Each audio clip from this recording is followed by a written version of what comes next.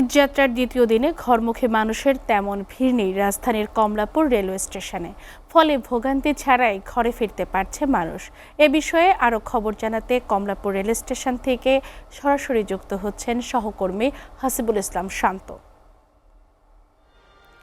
শান্ত, ঈদযাত্রার দ্বিতীয় দিনে Kamalapur rail station থেকে কি তথ্য আছে আপনার কাছে, আমাদের জানাবেন।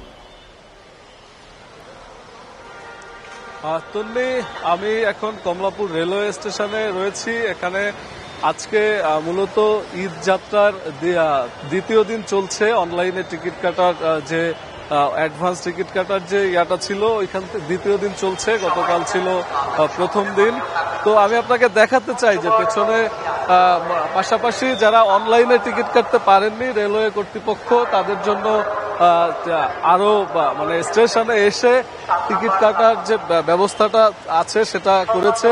তো অনেকেই অনলাইনে টিকিট কাটতে পারেননি, তারা এখানে এসে লাইন ধরে টিকিট কাটছেন।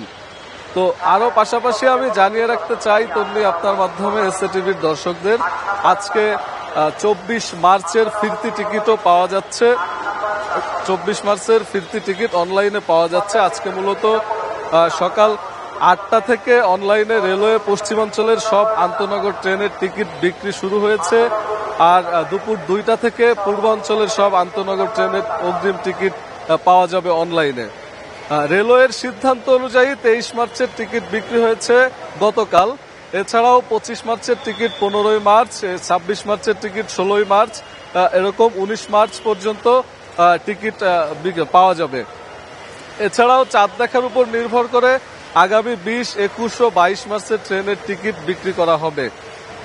যাত্রীদের সুবিধার্থে রেলওয়ে কর্তৃপক্ষ 25% দাঁড়িয়ে যাত্রার টিকিট ট্রেন আগে প্রারম্ভিক স্টেশন থেকে সংগ্রহ করা যাবে বলে আমাদেরকে জানিয়েছেন।